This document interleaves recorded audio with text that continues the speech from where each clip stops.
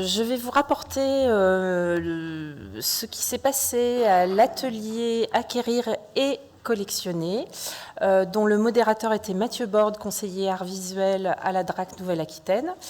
Et nous avions pour intervenants Isabelle Alfonsi, co-directrice de la galerie Marcel Alix, et Louise Hervé, artiste, ainsi que Flavie Leplapou, directrice adjointe de Vidéo Muséum.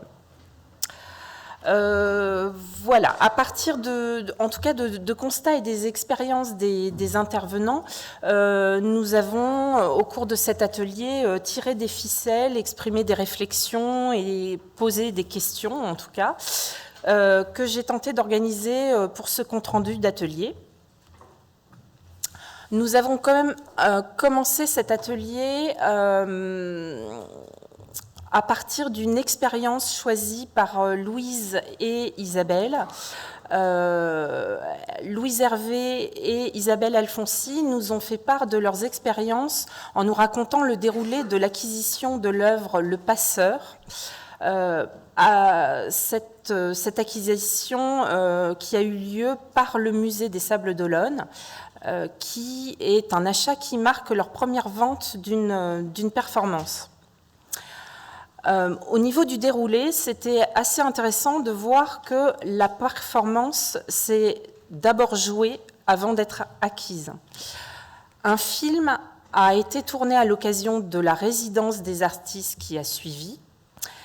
Et de fait, la performance a été un repérage au film. En tout cas, c'est de cette manière-là que nous l'a présenté Louise Hervé. Puis le tournage du film a eu lieu. Le musée a ensuite acheté le film et le protocole de la performance. Louise et Isabelle pensent que l'acquisition a été facilitée par le fait que le musée a contribué à la production. Et nous avons également relevé ensemble, au cours de l'atelier, que l'achat de la performance s'est fait avec le film, qui pouvait avoir un caractère rassurant pour l'acheteur, ainsi détenteur d'un élément matériel. À partir de ce premier exemple, c'était pour nous l'occasion de demander à Flavie Leplapou de Vidéo Muséum d'intervenir pour un bref état des lieux. Alors pour rappel, je pense qu'on va beaucoup effectuer de rappels. Il va y avoir des redites par rapport aux tables rondes qui ont déjà eu lieu. Néanmoins, comme ce sont des rappels qui ont eu lieu au cours de l'atelier, je vais vous en faire part. Donc pour rappel, Vidéo Muséum a pour objectif de fédérer les musées et autres collections d'art contemporain. On y trouve nombre d'institutions, 75, tu valides ? 75 collections. Parmi lesquelles le Musée d'Art Moderne, Centre Pompidou, le CNAP, les FRAC, mais évidemment bien d'autres, puisque 75 institutions, cela représente quand même un champ très important. Via Vidéo Muséum, nous bénéficions d'un logiciel métier qui est donc mis à notre disposition, qui s'appelle Gécole. Nous enregistrons méthodiquement nos données dans ce logiciel et c'est à partir de ce logiciel qu'une partie de nos données sont extraites pour aller vers Navigar et c'est ce que vous voyez en passant par nos sites internet, ce que j'ose appeler ce filtre Navigar.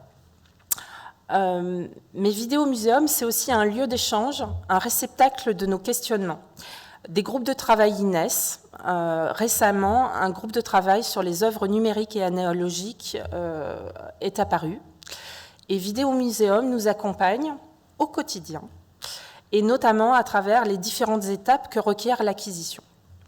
À partir de ce constat et de ce rappel,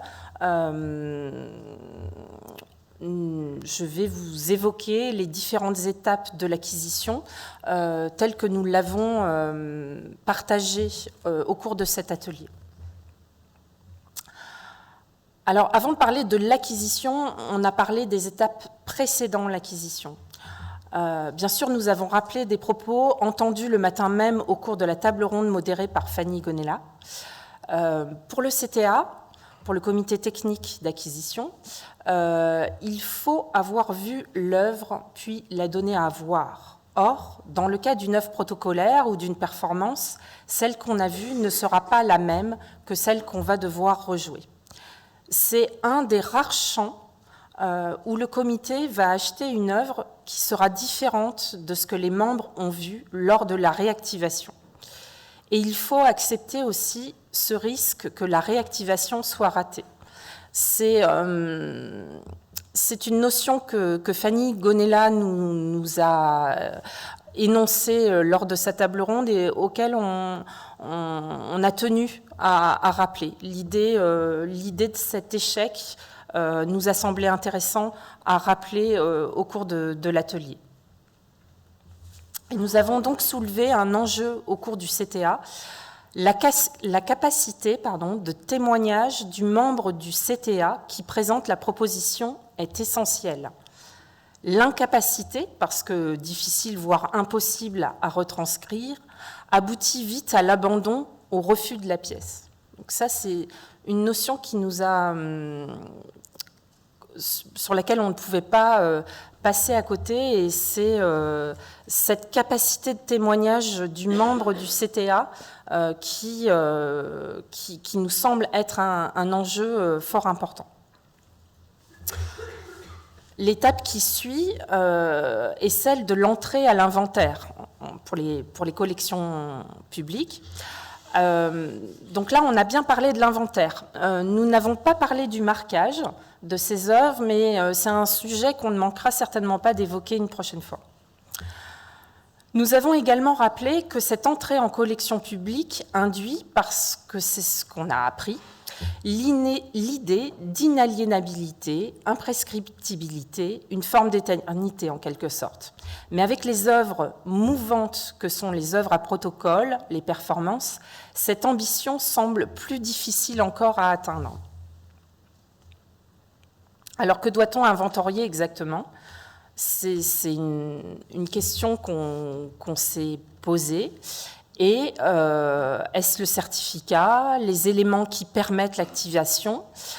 Nous nous sommes appuyés sur un exemple décrit par Louise Hervé et Isabelle Alfonsi avec l'œuvre « L'ingénieur qui transportait des pierres », qui est une œuvre de la collection du FRAC Nouvelle-Aquitaine MECA.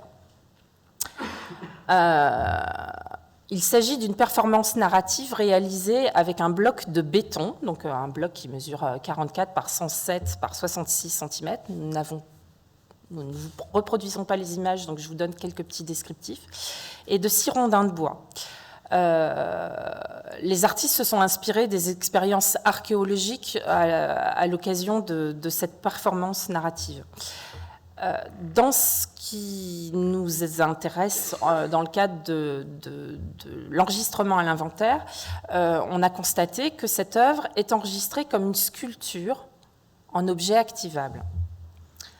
Et Louise a mentionné que dans ce cas, pour elle, il manque un truc. Je la cite, il manque un truc. Certaines performances ou œuvres protocolaires peuvent être cachées dans nos bases de données.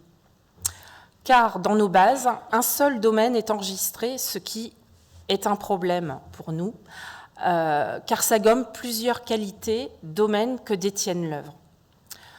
Nous avons donc besoin de faire évoluer nos outils et méthodes d'enregistrement. Flavie a évoqué cette question déjà ce matin suite à l'intervention de Caroline Cross.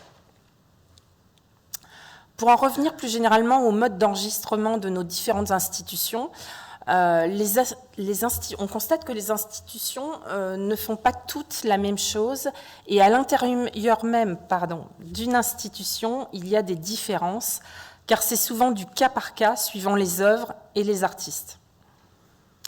Dans les œuvres en question, il y a beaucoup d'humains. Aussi, il est difficile de cadrer parfaitement à une grille. Le cas par cas s'impose.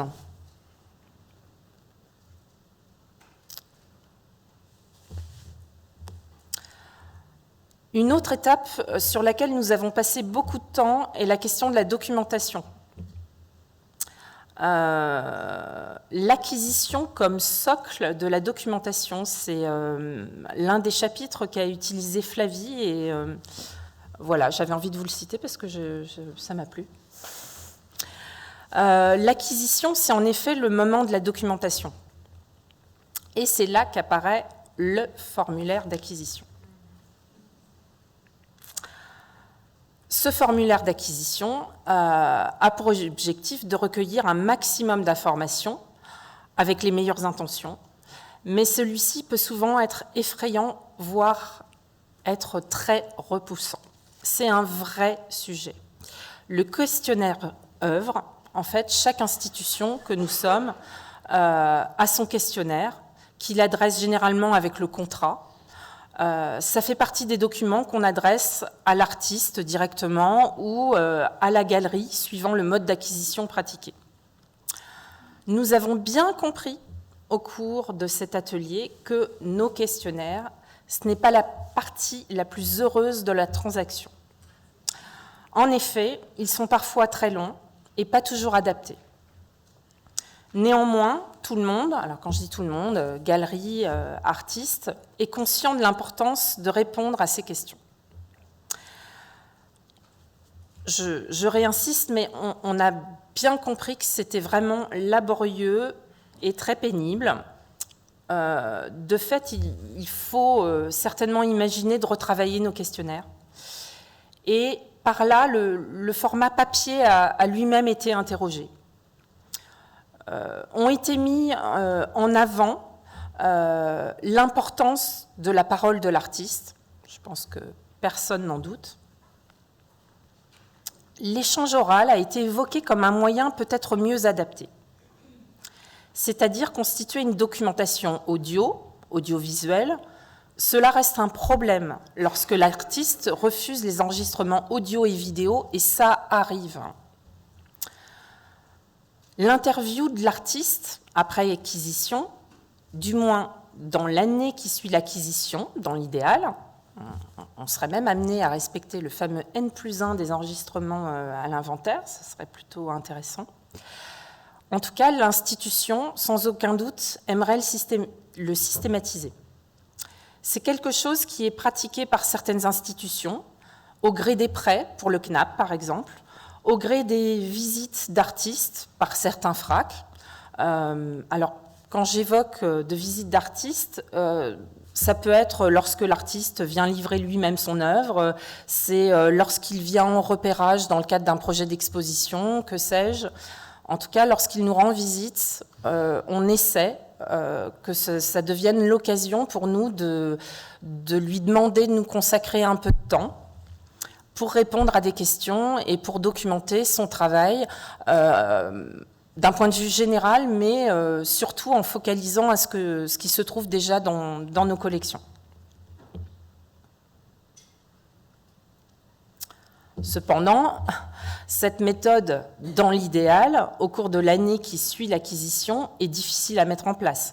Cela représente bien sûr du temps de travail, de la formation des équipes éventuellement, parce que si on veut effectuer un enregistrement, il faut aussi du matériel, il faut savoir s'en servir, et bien sûr des coûts, mais ça j'y reviendrai un petit peu plus tard. L'entretien avec l'artiste est essentiel. Nous avons également identifié une autre source documentaire, la mémoire des équipes, la mémoire des équipes des institutions, qui mettent en place ces œuvres, qui en font la médiation, voire qui recueillent une parole du public. Ça aussi, ce sont des éléments qui peuvent fortement documenter l'œuvre.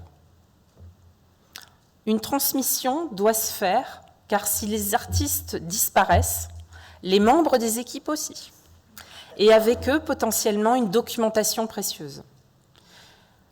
Entre ces différents aspects de la documentation qu'on a déjà pu énumérer, il nous faut trouver un équilibre au sein de nos dossiers d'œuvres avec ces différentes sources.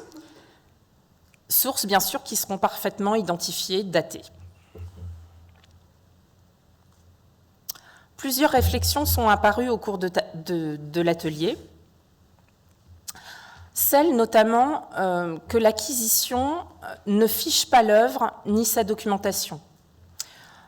Je viens de l'évoquer en parlant de la mémoire des équipes. Un dialogue se poursuit entre l'artiste et les équipes des institutions. On parle beaucoup des équipes collection, mais pas que. Les équipes médiation aussi sont source de documentation pour nos dossiers dans certaines structures et ils trouvent parfaitement leur place dans les dossiers d'œuvre. Ainsi, le dossier d'œuvre s'enrichit de données écrites, mais aussi audio, vidéo. En plus du moment de l'acquisition, c'est des données qu'on recueille certes au moment de l'acquisition, mais aussi au fil de la vie des collections et de l'œuvre. Alors le CNAP nous a fait remarquer quelque chose que nous avons pu nous-mêmes tester hier soir, mais le CNAP travaille également avec des doctorantes. Nous avons eu Anya-Isabelle Schneider au sujet de Spoeri, Cléia Barbu pour la constitution de documentation. Cela peut être une piste de travail.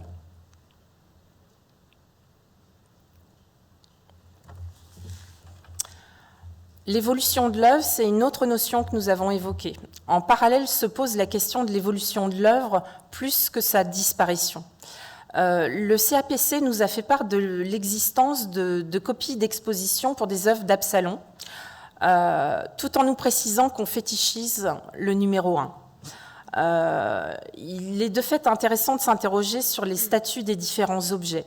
C'est une nécessité de produire des copies pour rendre praticables les cellules d'Absalon, mais cela nous interroge sur nos pratiques de documentation et d'inventaire. Des questions dites plus délicates ont aussi été évoquées et qui vont déborder sur les questions de diffusion et de conservation, mais ces questions se posent également au moment de l'acquisition. Donc nous avons abordé la question est-ce que l'acquisition d'œuvres immatérielles est une stratégie pour répondre à la saturation des réserves ? Non, bien sûr, il y a une réelle intention d'acquérir des œuvres représentatives de la création contemporaine. Les performances et autres œuvres protocolaires sont sous-représentées dans nos collections, comme nous l'avons dit déjà hier matin. Et nous conviendrons très facilement que de nombreuses œuvres dites immatérielles produisent de la matière. Pour l'œuvre de Louise Hervé et Clovis Maillet, l'ingénieur qui transportait des pierres, donc de la collection FRAC Nouvelle-Aquitaine MECA, la MECA conserve dans ses réserves le bloc de béton et les rodins de bois. Bon, alors je vous passe notre petit chapitre sur que ferions-nous si le bloc de béton était volé. Donc je passe quand même l'information rapidement, c'est que l'artiste est d'accord pour que puisse être reproduit plus ou moins, et c'est important, à l'identique, cet élément constitutif de l'œuvre. Autre exemple que nous avons évoqué, c'est pour l'œuvre de Martina Balea que vous avez vue au FRAC Artothèque hier, Eldorado Lounge. L'acquisition s'est faite via un protocole. Eh bien, le mobilier sera également conservé et trouvera sa place dans l'institution. Nous avons évoqué la conservation des données de la documentation elle-même. Car nous avons malgré tout cette idée sur cette documentation des interrogations sur la pérennisation de ces données. En effet, la numérisation de la documentation crée aussi une fragilisation de cette documentation, sans oublier les problématiques écologiques. C'est alors posée la question des budgets. Peut-on lier un budget d'acquisition, peut-on lier au budget d'acquisition un budget documentation ? Personne ne souhaite amputer le budget acquisition. Nous souhaiterions cependant que cette nécessité de la documentation soit réellement prise en compte. Pour cela, il nous semble évident qu'il faut sensibiliser les décideurs, ceux qui nous financent, pour la mise en place de fonds dédiés à cette documentation liée à l'acquisition ou liée dès l'acquisition. Nous considérons que ce symposium contribue à cette sensibilisation et d'autres rendez-vous seront nécessaires dans cette optique. Petite parenthèse, mais qui a son importance, me semble-t-il, c'est qu'en évoquant ces questions d'argent, Isabelle Alfonsi, galeriste, nous a fait remarquer qu'en ce qui concerne l'acquisition de performances, l'achat se fait souvent directement auprès de l'artiste, sans passer par la galerie. Et il a été évoqué le fait que c'était lié à la commande publique.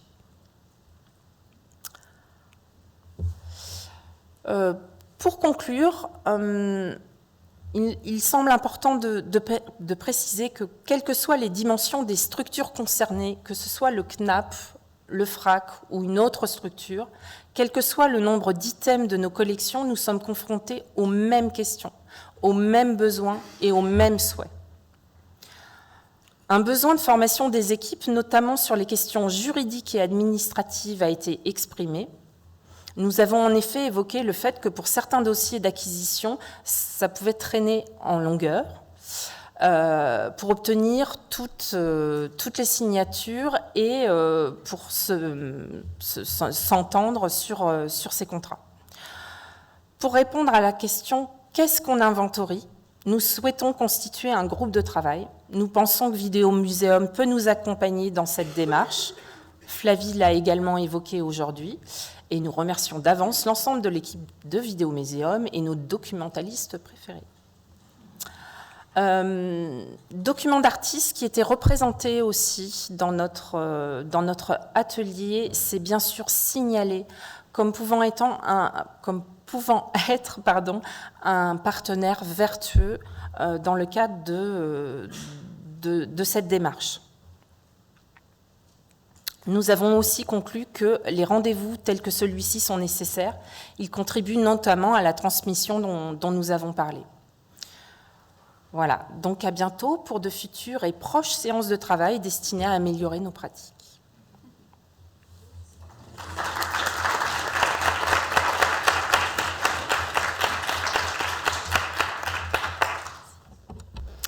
Alors, je vais prendre le relais avec l'atelier. Pardon, Isabelle, il y a une question d'abord dans la salle. Est-ce qu'on peut poser des questions après les présentations ou on attend peut-être, comme vous préférez ? Parce que moi, j'ai une grosse question qui me vient en écoutant et j'ai envie de vous la poser parce que là, plusieurs institutions sont réunies et en fait, en écoutant ce dont tu viens de parler, Isabelle, m'est venue la question du nombre d'exemplaires de la performance. Parce que, par exemple, on a parlé là depuis 2 jours de l'immatériel et des œuvres immatérielles, mais alors je ne sais pas comment Louise et Clovis envisagent leur travail, mais moi, par exemple, mes performances, elles ont un numéro d'édition. Donc, par exemple, les viewers, il y a 1 sur 10, 2 sur 10. Enfin, elles ont un déploiement sur plusieurs exemplaires, comme la sculpture, par exemple. Moi, c'était mon modèle, la sculpture, pour déterminer le fait que ce n'est pas une performance, mais plusieurs. Et je me pose la question, parce que je trouve que cette question des acquisitions publiques en France nous limite, je trouve, mais peut-être que d'autres artistes ne seront pas d'accord, mais parfois nous limite dans le déploiement de notre travail sur le territoire. Pour moi, le territoire français, c'est tout un ensemble. Et si je vends, moi ou un autre artiste vend une performance, par exemple au CNAP, même si cette performance a 5 exemplaires, elle ne pourra pas être représentée comme toutes les œuvres, en fait.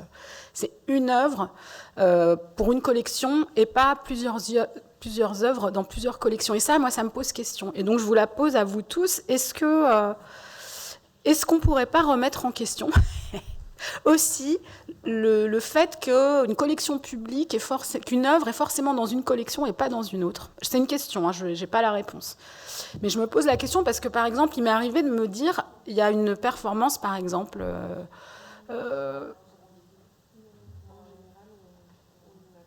En général, si une œuvre est dans la collection du CNAP, on ne pourra pas la représenter à l'acquisition dans un FRAC, par exemple. On peut la présenter, mais on ne l'acquiert pas. C'est ça, c'est ça. Oui. Et au CNAP, quand on fait les commissions d'acquisition au CNAP, il y a le nombre, au départ, quand l'œuvre est présentée, il y a les exemplaires, et si l'exemplaire est dans une autre collection, l'artiste ne pourra pas proposer l'œuvre à l'achat. Et en fait, ça nous limite dans nos relations avec les institutions, mais aussi dans la représentation du travail, de la performance, dans plusieurs lieux possibles.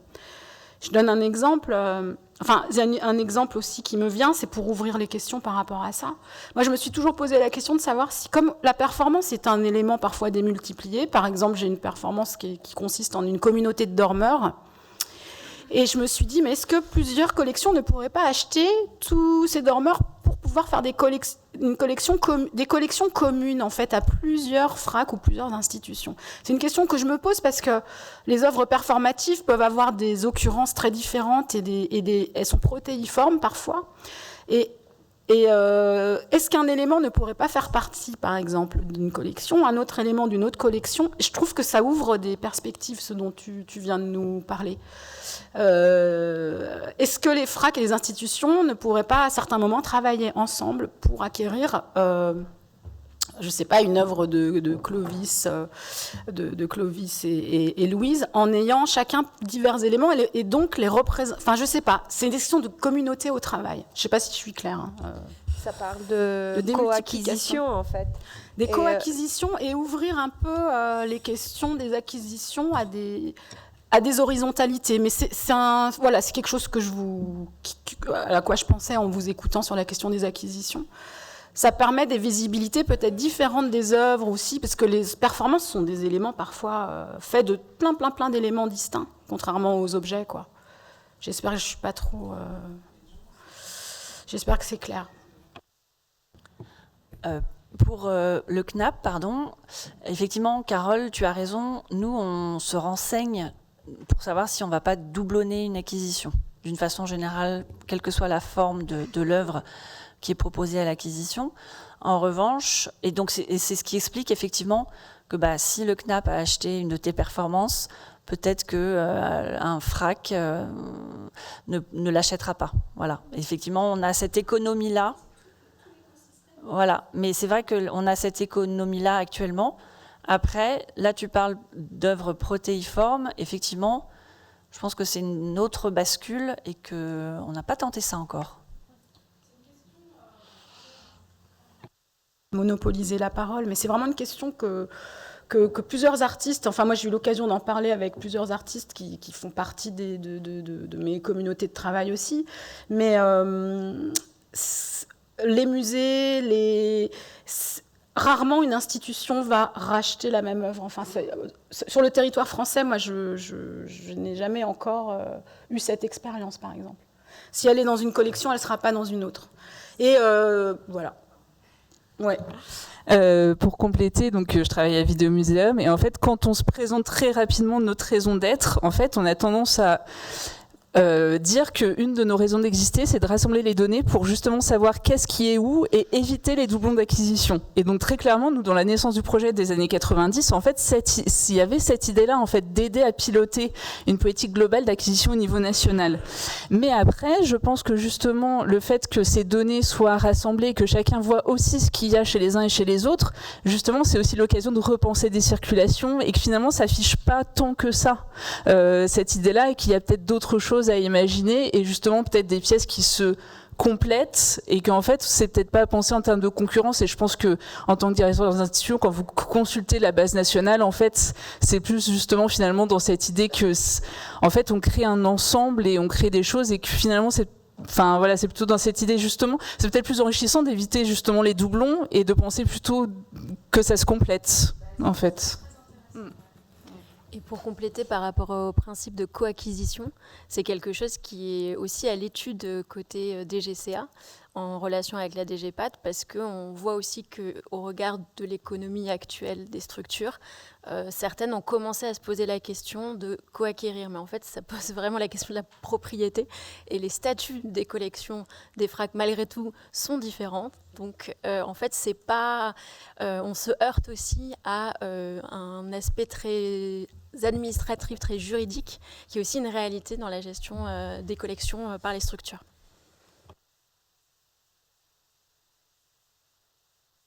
Je peux rajouter quelque chose. Il y a un exemple assez intéressant d'une acquisition qui a été très longue, d'une œuvre d'une artiste qui s'appelle Ima Abassi-Ocon à la Tate. Et l'artiste a mis en place tout un ensemble de paramètres pour faire en sorte que l'œuvre, malgré le fait qu'elle rentre dans la collection, ne soit jamais considérée comme la propriété unique de la Tate, qui permet à l'artiste de faire en sorte que la pièce puisse quand même être montrée simultanément dans d'autres lieux, et c'est elle qui décide. C'est pas la Tate qui décide. Oui. C'est plus complexe. Après, ça dépend aussi en fait de la question des épreuves, parce que nous, les dîners, c'est 1 sur 1 plus épreuve d'artiste. Donc potentiellement, quand Daniel Speury était encore parmi nous, on pouvait activer en même temps, et d'ailleurs ça aurait été assez intéressant d'activer un même dîner à différents endroits de l'Europe avec quelqu'un comme Daniel Speury qui justement était dans cette logique internationale. Mais du coup, en fait, ça ne veut pas forcément dire si c'est compris dans le travail juridique d'acquisition qu'on vient figer une pièce, parce que la pièce, elle reste encore aussi dans l'épreuve d'artiste, propriété de l'artiste et activable ailleurs, voire elle peut être acquise à l'étranger. Oui, ça à l'étranger. Très souvent qu'on ait des à l'étranger, mais l'épreuve d'artiste, c'est pas l'acquisition, c'est vraiment... Enfin, mais du coup, ça veut dire que l'œuvre peut quand même être... Oui, diffusée, mais pas acquise. C'est ça, hein, ce dont tu... Ouais. Ou alors, suggestion, Carole, il faudrait que tu vendes un protocole qui réclame à l'institution qui l'acquiert de le revendre l'année suivante à un autre FRAC. Ça sert pas sur l'économie non plus. Avec des droits de suite. Ah oui, il y a ça aussi, c'est vrai, c'est pas possible en fait, ça marche pas.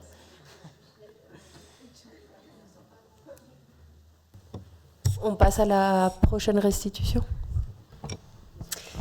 Alors, on passe à l'atelier diffusé. Il faut que je mette mes yeux.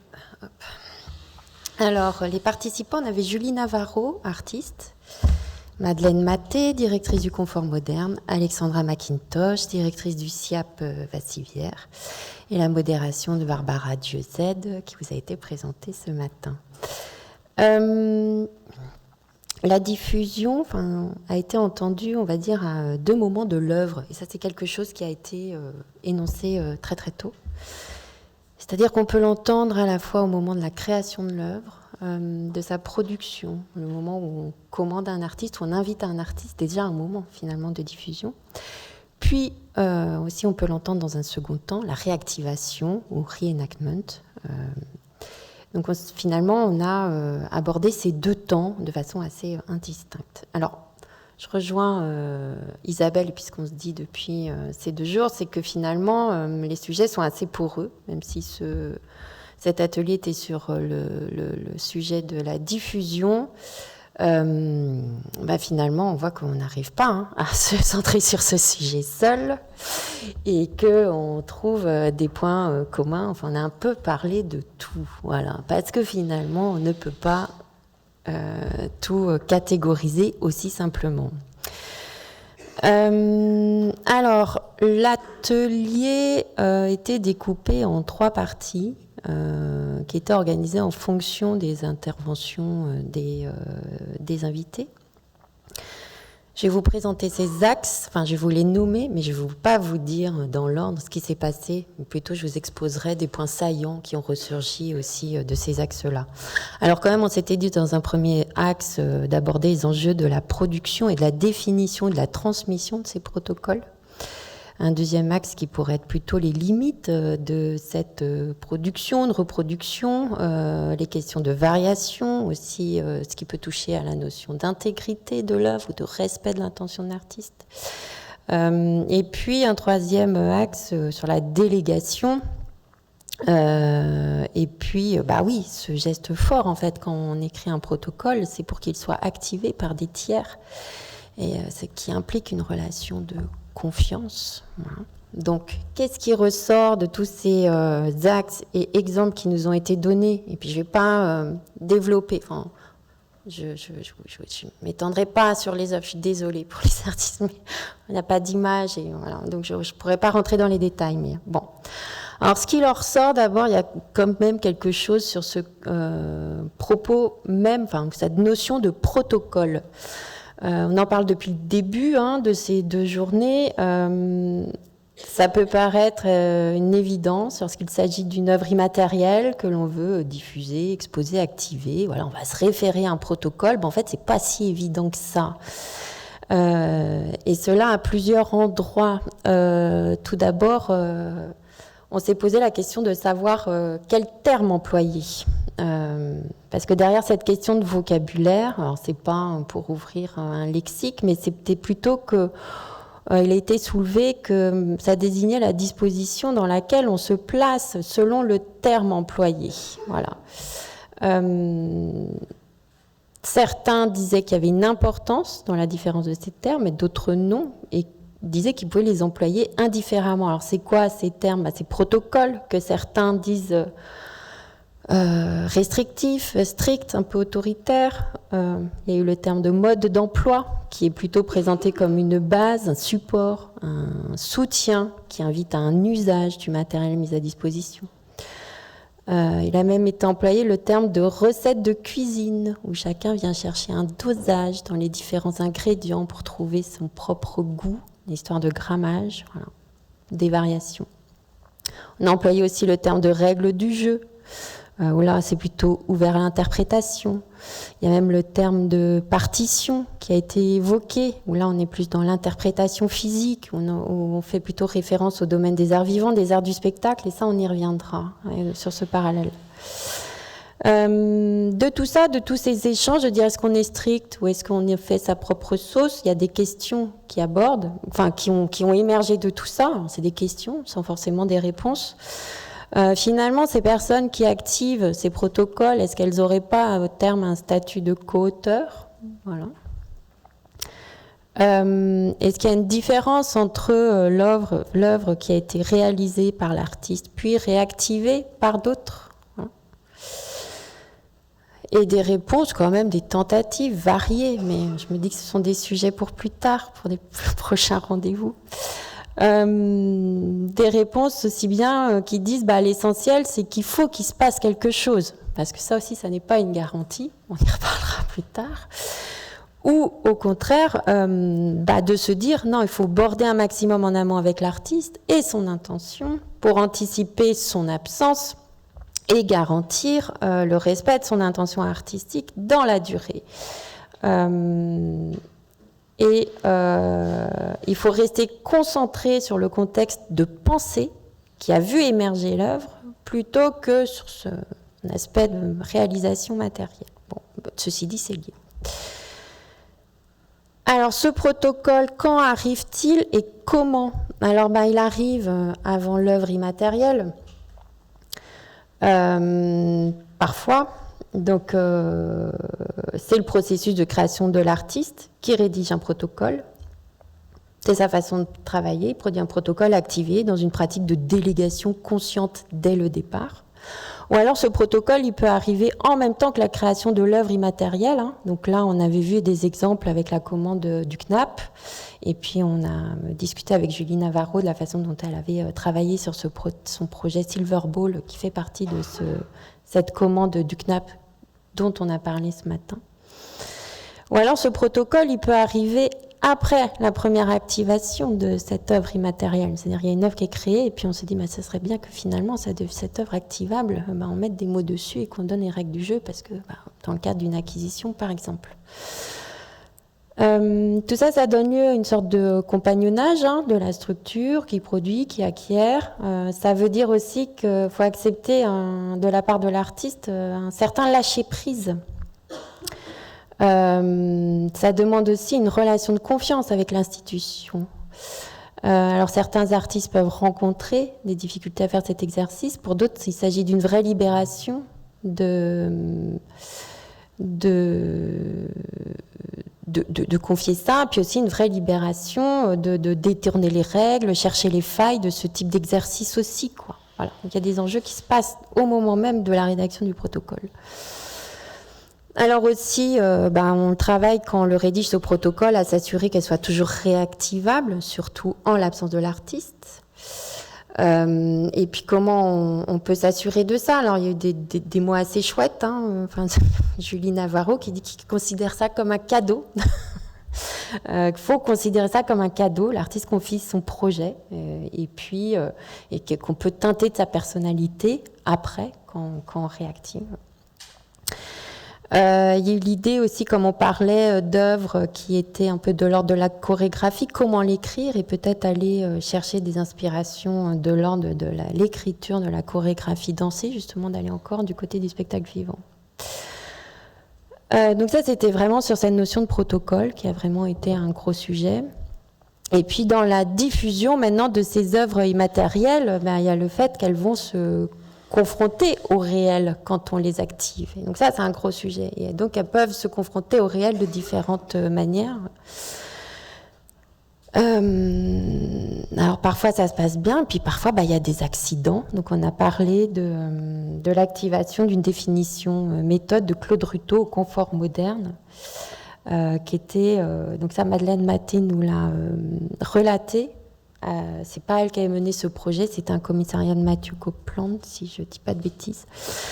Et donc, il fallait utiliser normalement des châssis de toile vierge non apprêtés. On voyait vraiment la toile et donc sont commandées les toiles à la bonne dimension. Et lorsqu'elles sont livrées, eh bien, les toiles sont apprêtées.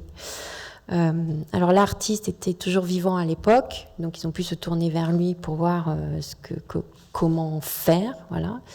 Et finalement, Claude Ruteau n'a pas du tout été embarrassé par cela, et puis ils ont utilisé les châssis tels que. On se disait aussi que finalement, ça avait été à la fois un nouvel espace de création, parce qu'on avait remarqué que sur les photos qui nous étaient montrées, finalement, les châssis étaient montrés de dos, alors que c'était volontaire pour qu'on ne voit pas que les toiles étaient apprêtées. Et s'est posé ensuite la question de se dire, mais s'il n'avait pas été là, à qui on se serait référé pour prendre la décision d'utiliser ou pas ces châssis? Donc là, il s'est dit, sans doute le commissaire.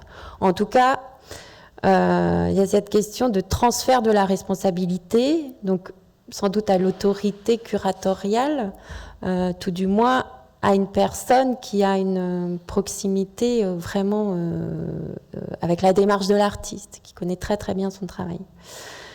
Bon, ça c'était un exemple. On a vu une autre confrontation réelle un peu qui se tamponne, c'est quand on rencontre le vivant. Alors le vivant, ça peut être voilà, tout. Et les humains, les plantes. Et donc on a beaucoup parlé de la nature et des plantes et des végétaux, donc il y avait parmi nous Alexandra McIntosh qui nous a parlé d'exemples d'œuvres du SIAP. Alors, on en a parlé de beaucoup, mais je vais me concentrer peut-être sur des œuvres saisonnières, avec l'exemple de l'œuvre Balkis de Yona Friedman. Et donc, c'est le dessin d'un chien. Ce chien est dessiné avec des graines de sarrasin qui sont ressemées chaque année. Bon. Déjà, une chose, c'est que ça prend du temps, c'est lourd à mettre en œuvre. Et donc, si je ne me trompe pas, elle disait que ce protocole en lui-même était assez peu documenté dans la façon dont il fallait procéder. Et donc, au sein du SIAP, ça a été un endroit d'invention, de chercher des méthodologies, pourquoi pas de l'ouvrir à d'autres personnes. Donc ça a été parfois simplement le régisseur qui a fait l'œuvre, mais ça a ouvert aussi à des ateliers avec des scolaires qui ont réparti ces graines. Et là, il faut accepter aussi les imprévus, c'est-à-dire que ils sont peut-être moins précis. Et donc cette année-là, l'œuvre était un peu plus clairsemée. Voilà. Et puis une autre fois, c'est toute l'équipe du Centre d'art qui avait participé. Ça devenait presque un exercice de cohésion d'équipe. On est presque dans du team building, mais cette année-là, les biches avaient mangé les graines, et donc il n'y avait presque pas eu d'œuvre au final. Donc ça, c'est un tamponnage avec le vivant. Et qu'est-ce que... oui, enfin, je vais peut-être pas plus donner d'exemples, mais voilà. Et donc aussi une autre rencontre avec le vivant, c'est avec les personnes. Et donc Julie Navarro a beaucoup parlé là, de son projet Silver Ball dans le cadre de la commande du CNAP. Il s'agit d'une sculpture à danser qui s'anime dans l'espace, dans le temps et dans l'espace de la relation. Il s'agit de rassembler des personnes qui sont peut-être un peu en marge, moins visibles dans la société, qui ont peut-être moins d'espace de liberté au quotidien, et c'était plutôt un espace, ouvrir à une forme d'expression corporelle, constituer une communauté. Il faut pour cela constituer donc un groupe de personnes et aller chercher, Julie, tu avais fait le choix d'aller chercher des personnes âgées, puisqu'invisibilisées dans la société, et puis aussi d'aller chercher des scolaires, des jeunes enfants, en se disant que finalement, le temps de l'enfant est beaucoup sous contrôle et qu'il a très peu d'espace de liberté. Bon. Et bien là, dans cette confrontation à l'humain, parce qu'il faut générer un groupe pour que cette œuvre soit possible, ce qui s'est passé, c'est que il y a une très belle rencontre avec l'école, une institutrice qui s'est tout de suite saisie du projet, qui les a embarqués.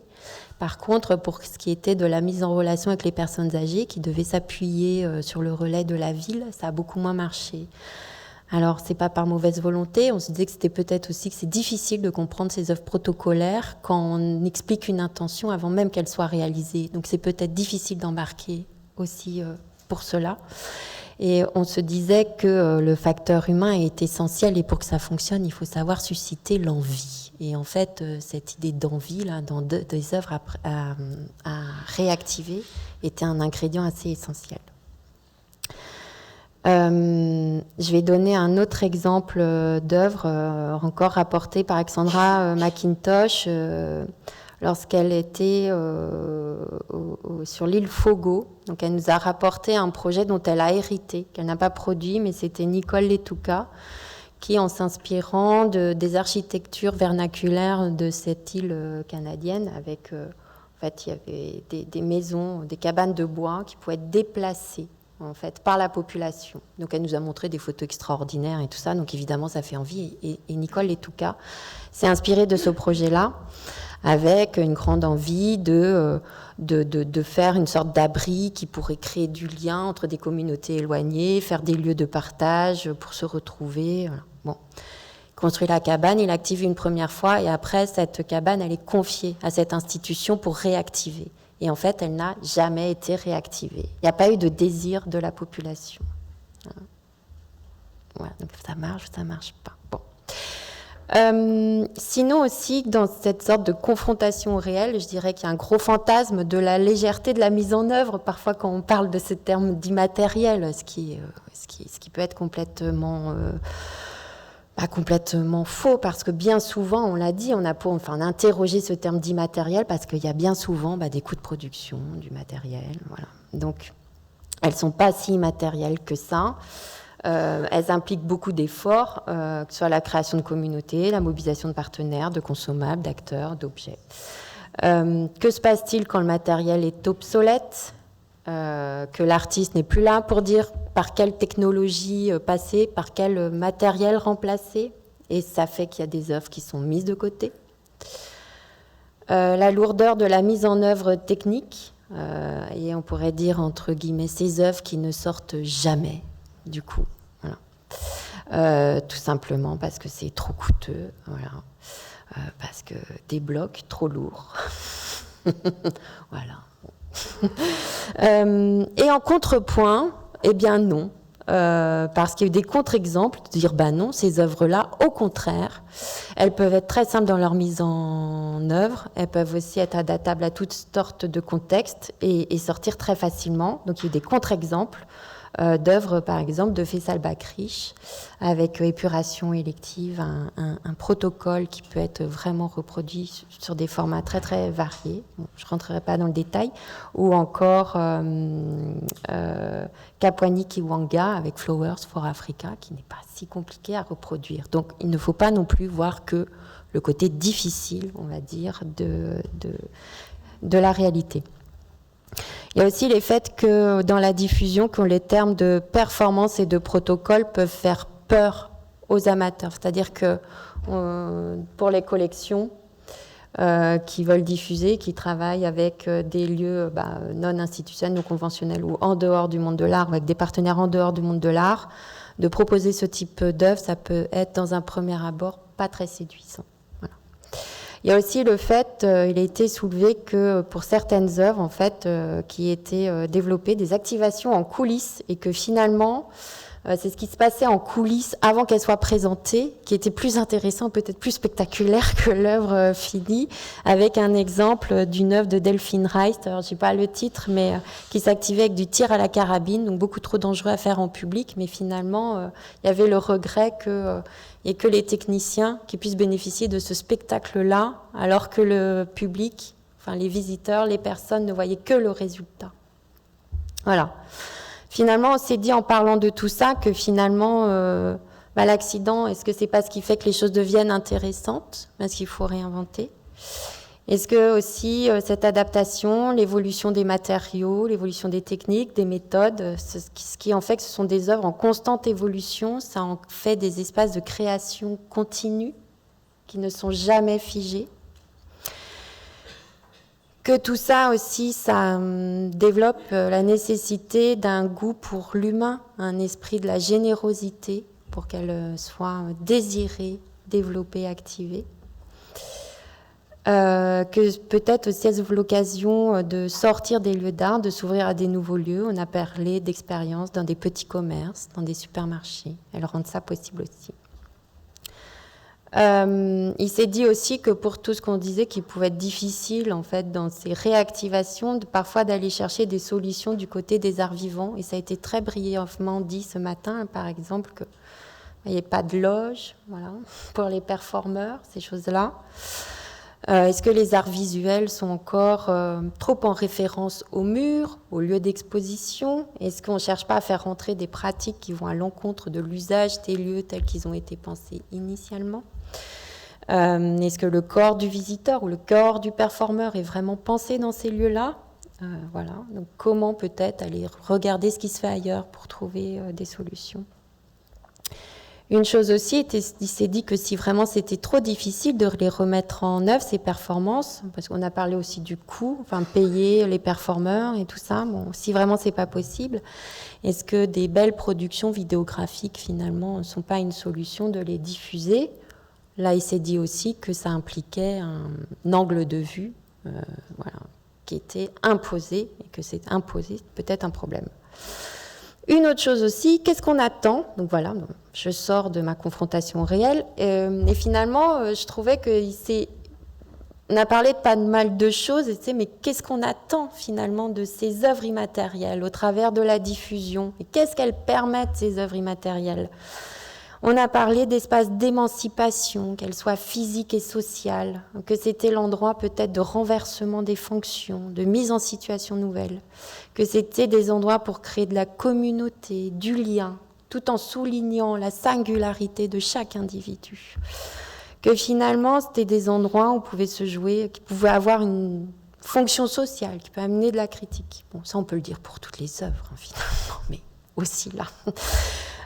Qui avait la capacité d'un déploiement tout-terrain. On a beaucoup évoqué de projets en dehors des lieux classiques de monstration, des espaces publics, l'extérieur, et puis que finalement, ce sont des œuvres vivantes. Voilà.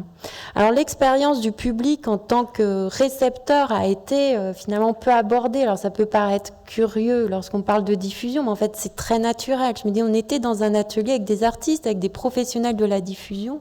On n'allait pas se projeter dans l'expérience du visiteur. Donc, ça, c'est peut-être aussi une réflexion d'interroger, je ne sais pas, l'expérience visiteur. Enfin, je ne sais pas, moi. Bon, bref, je sors du truc.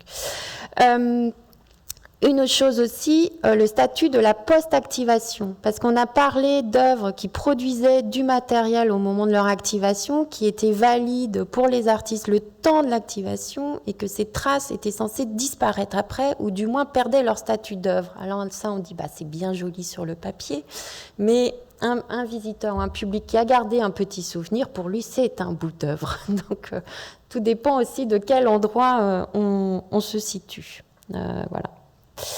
Est-ce que le public désactive vraiment ce statut-là de son côté? Et enfin, on s'est demandé si ces œuvres-là n'étaient pas aussi l'endroit où on pouvait complètement déléguer au public et aux personnes et faire rentrer dans la sphère privée ces endroits l'activation, une délégation, on va dire, totale. On a parlé du Labano Twist de Lina Schlageter, je ne suis pas sûre de bien prononcer, pardon, au CACC de Clamart. C'est Madeleine Maté qui nous en a parlé. Donc en réalité, l'idée c'était qu'elle s'inspire, l'artiste, à partir de la notation Laban proposée à des enfants de travailler d'histoire de chorégraphie. Je ne vais pas tout raconter, mais en tout cas, tout le monde est bien rentré avec un grand plaisir dans tout ça. Et en fait, il y a eu l'envie, après coup, de conserver ce matériau-là et de se dire que ça pouvait devenir des cartes de jeu. En fait, donc, il y a 50 exemplaires de ce jeu qui ont été édités, que les gens pouvaient acheter. Mais en fait, donc, chacun peut s'en approprier, le faire chez soi. Et aussi, c'était, mais qui, au final, va garder cette mémoire? Parce que, par exemple, ce carte à jouer n'est pas dans aucune collection, et ça part, du coup, totalement dans la sphère privée. Voilà. Donc, qu'est-ce qu'on conserve de ça, de cette histoire et de cette œuvre? Une autre question par rapport à cet usage du corps, c'était se dire, mais est-ce qu'on n'est pas en train de réifier le corps des gens en leur demandant, comme ça, de les utiliser, de se mettre en action? Il était posé aussi la question de pourquoi pas faire rentrer des protocoles en artothèque, parce que personne n'avait à l'esprit d'exemples de protocoles en artothèque, et de se dire que c'était l'occasion de le faire rentrer dans la sphère privée. Et puis on a commencé à parler de process qui étaient effectivement confiés à des personnes en dehors du lieu d'expo qui rentraient dans la sphère domestique, avec des exemples de Michel Blasi, par exemple, qui demandait de faire germer des graines à domicile avant qu'elles reviennent dans l'œuvre qui était activée dans l'espace public. Et puis on a fini en parlant de Jean-Baptiste Farkas et des Ikea Services, où là chacun peut acheter le manuel et venir perturber le monde et le déroulement des choses. Mais en se disant tout ça, là on se rend compte que tout porte sur l'humain. Est-ce que ce ne sont pas finalement les œuvres qui demandent le plus gros investissement, qui est l'investissement humain et non pas matériel? Pardon, je suis trop longue. Allez, je synthèse. Alors, qu'est-ce qu'on pourrait dire? Le protocole, c'est pas un mode d'emploi, c'est un cadre ouvert. Et puis finalement, il y a peut-être une ambiguïté qui est volontairement maintenue entre un espace d'autorité et puis une forme d'indéterminisme, dans ces œuvres programmatiques. Ces œuvres activables, elles engagent toujours quand même un rapport humain, donc une part d'imprévu, mais ça, c'est peut-être ça qui est super chouette. Voilà. La délégation, elle repose sur des alliés au sein des institutions. Il faut vraiment une relation de confiance. Et puis peut-être que le réel qui perturbe le protocole, c'est pas un défaut, mais c'est le corps du dispositif. Alors dans ces histoires, la pérennité, c'est vraiment symbolique, en fait, et puis parce que la question n'est pas du matériel. Et puis voilà, je crois que je vais m'arrêter là. Pardon, j'ai été longue. Merci.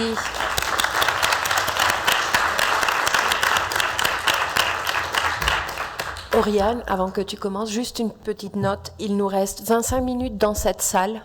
Du coup, si tu peux être un peu briève, comme tu peux, oui. Et qu'on laisse 5 minutes de questions à la fin. Oui. Merci. Je vais faire mon maximum. Et donc, moi, je rapporte l'atelier qui s'intitulait « Conserver ». Et donc, à la question « Que conserver d'œuvres vivantes ?» il faut ajouter que restituer d'un atelier de 2 heures qui était extrêmement riche, donc ce sera forcément lacunaire. Conserver, comment appréhender la conservation d'œuvres immatérielles, conserver et perpétuer des intentions, des gestes, des durées et des processus. Leur nature même implique de penser des procédures adaptées et spécifiques qui sortent des schémas classiques de conservation. Comment organiser leur transmission et leur délégation de l'artiste vers l'institution, puis au sein même de l'équipe de l'institution. Comment nourrir le protocole de l'œuvre et l'accompagner dans ses évolutions. Comment conserver ces pratiques éphémères sur une longue durée. Et d'ailleurs, que deviennent ces œuvres ? Les œuvres d'une collection dite inaliénable peuvent-elles avoir une durée de vie plus ou moins limitée ? Que conserve-t-on ? Peut-être la volonté d'une personne, la singularité d'une pensée. Se pose alors la question de l'attention à cette singularité dans la manière de la respecter et de la partager. Pour aborder ces questions sous un angle concret, cet atelier s'est axé plus spécifiquement sur la question de la performance, avec un point d'entrée, le lien que chacune des participantes a noué avec l'une des performances de Carole Douillard. Nous étions donc en présence de Carole Douillard, artiste, de Justine Beaubot, conservatrice du patrimoine au CNAP, de Karen Tanguy, responsable du pôle collection et diffusion au FRAC MECA, et de Clélia Barbu, dont on a parlé précédemment, qui est maîtresse de conférences en histoire de l'art contemporain à l'Université de Paris 8. Clélia Barbu s'intéresse aux mémoires de la performance. Par le prisme de son double et précieux regard issu de la sociologie et de l'histoire de l'art, elle mène depuis 2020 auprès d'artistes dont les œuvres figurent dans la collection du CNAP une série d'entretiens. Et sa recherche s'intitule « Généalogie de la performativité ». Elle considère ces entretiens comme des gestes de conservation préventive. À travers ces moments, elle interroge avec les artistes tous les aspects qui accompagnent l'œuvre en collection, documents, notations, captations, protocoles, témoignages de transmission ou de réactivation. Elle interroge aussi avec elle et eux la question du futur lointain de l'œuvre. À ce jour, elle s'est entretenue avec 17 artistes dans le cadre de cette recherche, dont Carole Douillard. Donc voilà, tous nos invités avaient vraiment des liens forts qui s'articulaient autour des questions d'acquisition, de conservation et de réactivation, notamment de 2 performances de Carole Douillard, The Viewers, qui fait partie de la collection du CNAP, et The Waiting Room, qui fait partie de la collection du FRAC MECA, et qui toutes 2 datent de 2014. Quand elle nous parle de ces 2 performances, Carole Douillard nous dit que 2014, c'est vraiment un tournant important pour son travail, parce qu'avec l'acquisition de cette pièce, c'est une première acquisition de performance, et c'est aussi une première délégation. Là où auparavant, c'est elle qui performait pour ses œuvres. Le contexte de création de cette œuvre, c'était donc une commande d'acquisition pour l'exposition Des choses en moins, des choses en plus, curatée par Sébastien Faucon et Agnès Violot au Palais de Tokyo. Et donc, à l'issue de cette exposition, l'œuvre est rentrée dans les collections du CNAP. Comme elle l'exprime, il y a eu une première transmission de protocole autour de cette œuvre qui s'est largement affinée, complétée et augmentée par l'existence de l'œuvre par la suite, et notamment par son activation à 18 reprises à l'occasion de la Biennale d'Oslo dont elle a parlé hier, en 2019. Et elle nous a vraiment reparlé de la manière dont elle a été accompagnée par cette équipe de la Biennale d'Oslo pour nourrir et enrichir la documentation autour de cette œuvre, notamment à travers la rédaction de ce qu'ils ont intitulé le Livre des expériences, qui est un document constitué de repérages, de témoignages, de récits avec des points de vue multiples qui sont ceux des performeurs et performeuses, du public, textes critiques, etc. Donc l'œuvre de la collection du CNAP se voit maintenant augmentée par tous ces éléments. En 2014, donc, elle produit également cette performance The Waiting Room qui sera acquise en 2020 par le FRAC MECA. Et Karen Tanguy a pu nous partager un petit peu les réflexions qui ont animé l'équipe de manière préalable, concomitante et postérieure à cette acquisition. Le déplacement d'une partie de l'équipe sur une occurrence de la performance au moment de l'acquisition pour en avoir une compréhension plus fine, puis tous les ajustements qui ont pu se préciser en présence de l'artiste et des performeurs et performeuses lors de la première activation de l'œuvre au FRAC MECA en 2023. Dans ce cas, l'activation s'est révélée être tout autant un outil de transmission qu'un moment de diffusion. Et pourtant, des questions subsistent, nous dit-elle. On s'était dit que cette première activation allait tout résoudre, et pourtant, c'est faux. Le dialogue entre Carole Douillard et le FRAC-MECA est donc encore en cours. Sur la base de ce retour d'expérience, nous avons déroulé ensemble un historique entre les participants, des relations entre gestes de conservation et performance. Quand et comment les performances sont acquises par des collections publiques et qu'est-ce qui est acquis au juste?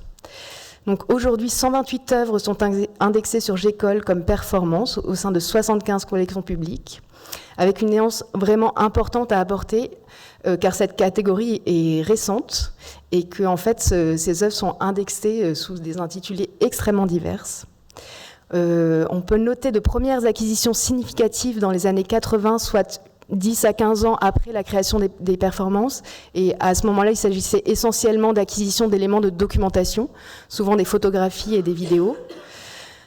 Et une tendance qui s'affirme clairement dans les années 90 avec un accroissement de la production photographique, y compris documentaire, et un virage clair à partir des années 2000 où les institutions, notamment la Tate ou le MoMA, intègrent un département Time-Based Art, les expositions de Marina Abramovic au Guggenheim en 2007 puis au MoMA en 2010 marquent un moment important dans l'histoire de la muséification de la performance, et parallèlement un développement important d'expositions extrêmement diverses avec un intérêt accru pour la performance. Et donc c'est aussi un moment où les artistes se retrouvent poussés à protocoliser au moment de ces expositions et d'acquisitions qui sont concomitantes. Se pose la question de qui s'adapte à qui de l'artiste ou de l'institution, et donc nos échanges ont amené au fait que c'est certainement un mélange des deux et un savant équilibre à trouver. Il a été aussi évoqué qu'après 2014, un peu plus, cette question de la protocolisation a certainement été de plus en plus intégrée dans les enseignements artistiques. On a reparlé de l'œuvre d'Eva Bartow, qui avait été aussi citée hier, et Clélia a parlé d'une génération protocol natives qui peut-être sont plus familiers en fait, de cette question de comment, au moment même de la création de ces performances, on pense à leur transmission et à leur partage. Au sujet de cette question de la transmission, il y a eu deux exemples assez importants qui ont été discutés. D'une part, la spécificité de l'École des Beaux-Arts d'Avignon, qui développe de manière concomitante une formation en conservation, aux côtés de formation à la création. Et donc, c'est une occasion singulière de penser ces deux pratiques, notamment autour de la performance. Et puis Madeleine Actipi, qui a participé également à l'atelier, qui est artiste et qui enseigne, nous a fait part d'un groupe de travail qu'elle a initié aux Beaux-Arts de Bordeaux et qui intègre la constitution d'archives vivantes de la performance à travers un projet intitulé Les Messagères. Son enjeu, c'est de penser une archive contre l'archive ou pour la performance, où elle propose de sortir d'un appareillage moderne du stockage et de la sauvegarde pour expérimenter d'autres formes de transmission, notamment davantage du côté des intuitions et de l'oralité. Cette constitution d'archives, dans le cas de cet exemple, s'est construite en lien avec la programmation de performances proposée par Feun. Et les jeunes artistes, donc étudiants et étudiantes, assistent aux performances en tant que corps enregistreurs et sont totalement libres de répondre à cette expérience par de nouvelles pièces. Donc voilà, une forme de transmission. On s'est interrogé aussi sur les outils et pratiques des personnes qui travaillent avec les œuvres immatérielles, notamment au sein des pôles collections. Le cadre peut paraître parfois rigide pour ces œuvres et il peut aussi garantir une forme de relation de confiance et d'intégrité par rapport à l'œuvre dans la durée. Il a été noté que ces œuvres nécessitent souvent une implication plus importante de la part des équipes, notamment au niveau du catalogage, de la documentation. Immatériel ne veut pas dire plus simple ou plus léger, contrairement à ce que l'on pourrait parfois penser. Ces œuvres, au même titre que les œuvres matérielles, bénéficient, telles qu'elles sont traitées actuellement dans les collections, de numéros d'inventaire, de feuilles de prêt, de suivi des mouvements de l'œuvre, et sont établis au moment des prêts des certificats de prêt qui, en réalité, endossent le rôle de contrat de confiance ou de contrat moral. Au-delà de ces outils classiques de la conservation, vient se poser les spécificités propres à la performance, qui s'expriment plus particulièrement à l'endroit de la documentation, qui a aussi été abordée auparavant. Comment l'information qui a été collectée en direct peut permettre de restituer le geste au plus près de l'intention de l'artiste. Il y a bien sûr les outils documentaires, notation, vidéocaptation, et on a aussi largement évoqué des outils issus du champ chorégraphique qui permettent une notation du mouvement et une transmission de cette notation. Mais également ce qui a été intitulé les outils mémoriels, qui sont des gestes, des affects, des souvenirs, la mémoire directe. Et ces outils mémoriels peuvent venir nourrir les protocoles et l'incarner d'une manière, du coup, moins facilement bordable, mais tout aussi passionnante et nécessaire, telle que Clélia nous l'a partagée.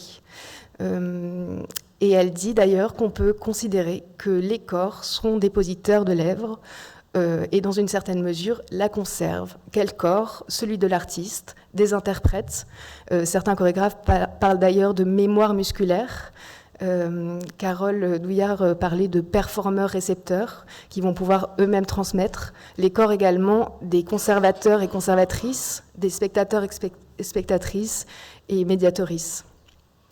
Je vous invite vraiment à aller voir de plus près la recherche menée par Clélia, qui a un certain nombre de suggestions ou de bonnes pratiques qui pourraient être partagées aux équipes de conservation sur la base de ce qu'elle est en train de mener, et qui serait, alors bien sûr, elle se positionne en disant qu'elle vient de la recherche et donc elle est passionnée par les documents, mais donc avec ce conseil de multiplier les supports pour rendre compte de la complexité des gestes et des démarches, de recueillir et de conserver les témoignages et les récits dans toute leur multiplicité, multiplier les paroles et les points de vue, penser un temps d'entretien avec les artistes et, si possible, le dissocier du temps de l'acquisition ou de l'activation, de pouvoir vraiment dédier un temps pour cela. Et en cela, en séparant ce temps aussi, de pouvoir collecter un point de vue rétrospectif. Considérer également possible une évolution de la posture de l'artiste dans le temps et dans le dialogue. On pourrait parler de pratiques en mouvement. Puisque ces œuvres sont vivantes, il est possible de revenir vers elles. Alors ça, c'était tout un échange qu'on a eu aussi avec les artistes, de jusqu'à où il est possible de revenir sur le travail une fois qu'il est daté et rentré en collection. Voilà. Sur ce point, il y a autant de postures que d'artistes, et elles diffèrent beaucoup. Et c'est cela qu'il s'agit de respecter, en fait. L'exemple a été donné d'Esther Ferrer, qui tolère des captations quand elles sont faites, mais qui ne les produit jamais, par exemple. Mais chacun a vraiment des postures, chacune très distinctes. Il est 21. Les pistes qui ont été ouvertes au cours de cet échange... Donc on avait un groupe de personnes très diverses. Une des premières pistes qui a été ouverte, c'est la question de la relation, sur le fait que le fait de travailler ensemble permet d'évoluer ensemble entre équipe et artistes, et que cette conversation en dialogue impose une forme d'échange plus horizontale, mais aussi plus solidaire. La question également de l'usage qui a été mentionné en regard aux collections des musées d'ethnographie, par exemple, qui sont beaucoup plus habitués au fait de penser la question de l'usage en lien à un patrimoine immatériel lié aux objets, et que ça, c'est aussi une approche ou une posture qui pourrait être développée dans nos rapports de conservation, et dans cet exemple des savoir-faire des musées d'ethnographie, quand, par exemple, la restauration d'un costume peut représenter une manière concomitante la restauration d'une mémoire, et comment cette question de la conservation de la performance peut toucher à ce type de geste. A été aussi interrogé notre capacité à intégrer le vivant, on en a parlé, mais notamment le vivant organique. Organique signifie aussi peur de la contamination, et c'est vrai que c'est aussi quelque chose qui a été évoqué. J'ai des exemples, et je ne vais pas les détailler parce que je vois qu'on n'aura pas le temps. Et je vais peut-être me consacrer sur une thématique qui nous a beaucoup animés, puisque conserver, enfin voilà, jusqu'à où, pourquoi inaliénable ne veut pas dire immortel, et ça a vraiment occupé les échanges. Que signifie l'intention de vouloir absolument figer quelque chose de vivant? Il a été mentionné que les œuvres matérielles, elles aussi, évoluent, que les matériaux ne sont jamais absolument pérennes et qu'elles-mêmes sont accompagnées par une démarche de constat d'étape qui permettent de suivre leur évolution, leur transformation et également leur vieillissement. Et d'une même manière, il s'agit de pouvoir considérer qu'une performance peut également avoir sa propre vie et fin de vie d'œuvre. Ça interroge l'idée de musée telle qu'on la connaît aujourd'hui, qui n'a que 150 ans et qui a un paradigme historique et contextuel, et que la question de la performance remet très tôt en question ce cadre. Cette question de la critique institutionnelle, on l'a aussi largement abordée au cours du symposium, que réfléchir à un acte plutôt que sur un objet déplace ce cadre de l'institution muséale. On a également parlé de la question du reenactment, considéré comme une autre forme de transmission, pour remettre encore des performances historiques afin de les faire exister à nouveau. Comme cela a été mentionné hier, beaucoup de performances historiques ont été créées par des femmes ou des personnes minorisées. Trop souvent, ces performances ont été oubliées, peu ou mal documentées. Et aujourd'hui, de très jeunes artistes s'intéressent à leur remise en acte.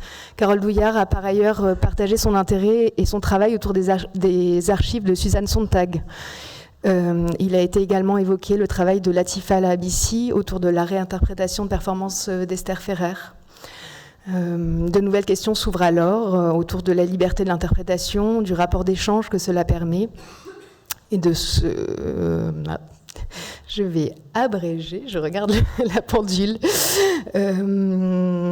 La question a été posée que peut-être faudrait-il des lieux ou de nouveaux endroits pour explorer ces questions, à l'image de ce qu'était le projet du musée de la danse, un endroit où penser la fusion entre le document et la performance, tout en laissant de la place à la mort ou à la disparition des œuvres, si cela fait sens. En conclusion, on a évoqué le fait que la dimension de la conservation des œuvres immatérielles peut être abordée comme une attention prolongée de l'institution aux formes pensées et produites par les artistes, et qu'il s'agit... je coupe... que la spécificité des FRAC est d'acquérir des œuvres à des artistes vivants et vivantes, et que c'est aussi ça le contexte précieux en fait de notre endroit de travail avec ces collections, qui permet de travailler en dialogue avec elles et eux, et donc qui permet d'avoir cette approche voilà, de la conservation considérée comme un dialogue avec des possibilités d'évolution.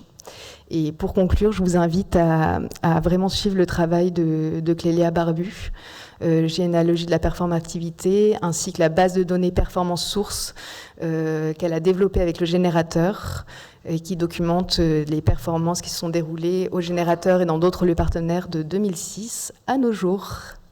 Et merci beaucoup. Je m'excuse pour le...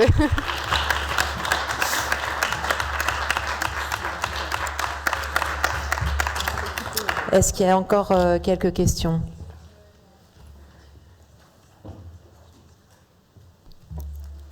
Moi, j'aurais aimé juste revenir intervenir. Donc, Gilles Couder, je suis producteur, éditeur, producteur d'audiovisuel, et je mémorise la création contemporaine depuis 40 ans. Et en fait, j'ai fait une série sur Arte qui a été disponible pendant 3 ans. C'est la seule série qui existe, qui s'appelle Clash, l'art en acte. Ça résonne fortement avec ce qu'a présenté Caroline ce matin, bien sûr. Ça vient le compléter. Il y a 20 épisodes qui sont disponibles. Maintenant, vous pouvez les retrouver. En fait, ils ne sont plus sur Arte. Vous pouvez les retrouver sur le site de ma société qui s'appelle après-production.com. Vous avez les 20 actes avec leur résonance actuelle. Donc, c'est une petite histoire de la performance. D'autre part, je fais un écho avec ce qui était dit juste avant. J'ai effectivement fait un laboratoire de recherche pendant 4 ans qui s'appelle Mémoire à l'œuvre aux Beaux-Arts d'Avignon, intitulé donc Mémoire à l'œuvre, conserver, restaurer, transmettre sur les choses difficilement conservables, restaurables et transmissibles. Voilà. Il y a 10 créateurs, 10 artistes qui ont été invités. Bon, ça va de Fabrice Hibert, Daniel Buren, mais à plein d'autres champs, art, architecture, danse, etc., sur justement de la problématique de conservation, restauration, transmission, des choses difficilement transmissibles. Je vous invite à voir ça. C'est un livre tagué avec un site internet. Il a 12 ans, donc c'était le tout début, mais le site fonctionne toujours. Les tags aussi. Vous découvrirez plein de vidéos d'entretien. Il y a en même temps les artistes qui interviennent et les étudiants, puisqu'ils interviewaient en fait les artistes qui interviennent. Donc, si vous allez sur le site, c'est énorme ce qu'il y a à voir. Et le livre reprend, c'est une introduction en fait. Voilà.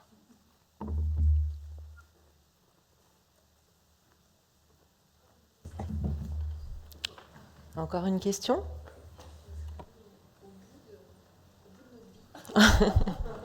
Moi, je veux bien poser une question, mais parce qu'en fait, je suis là-haut.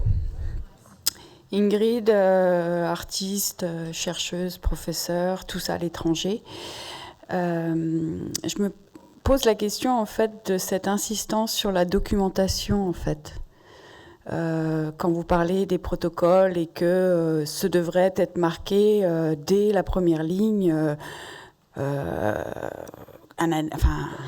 une insistance sur ce que ça doit être documenté. Et tout ce qui est immatériel ou de la performance, quelqu'un qui a commencé la danse à 2 ans qui parle, qui a fait pas mal de performances quand même, et pas mal d'immatérialité aussi dans son travail. Et la documentation, ça empêche d'être dans le présent.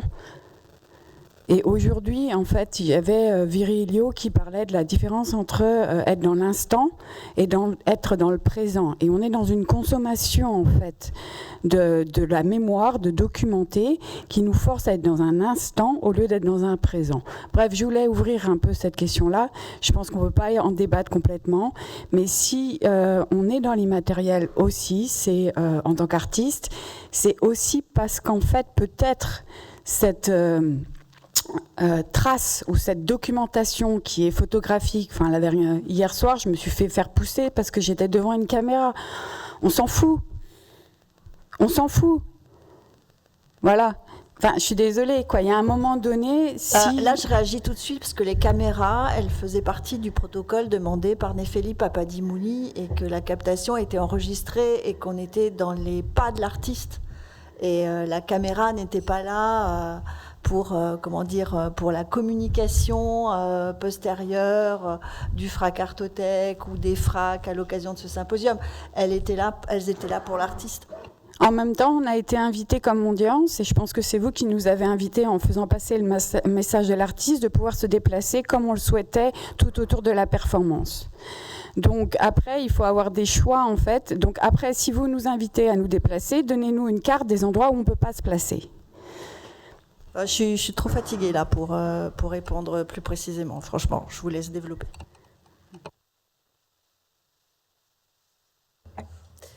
Bien.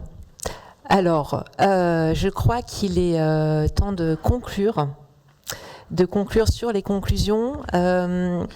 Ça a été 2 journées très enrichissantes, très intenses, et je voulais vraiment remercier du fond du cœur, au nom des 3 FRAC, tous nos intervenants et intervenantes, modérateurs, modératrices, rapporteurs, rapporteuses, qui ont fait un travail formidable.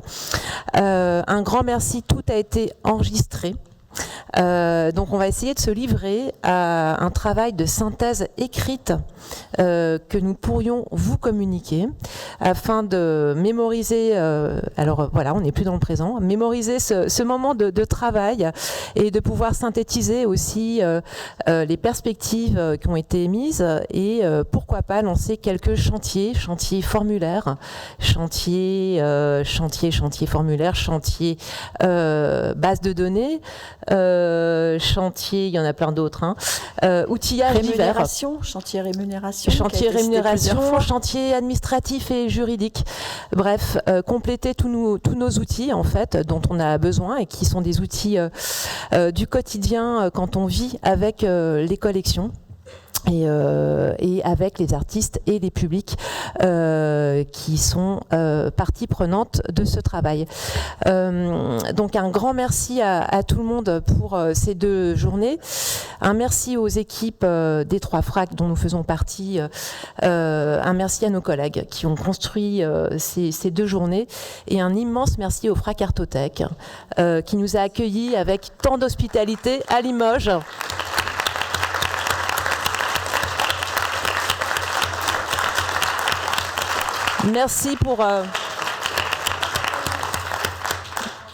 Merci pour ces 2 journées. Vous avez mis la barre un peu haute, puisque la suite de ces symposiums aura lieu en 2027 et peut-être à Angoulême ou peut-être à Bordeaux. Mystère. Le rendez-vous est lancé. On vous tient au courant et on essaiera de faire aussi bien qu'à Limoges, qui a un grand sens de l'hospitalité. Merci.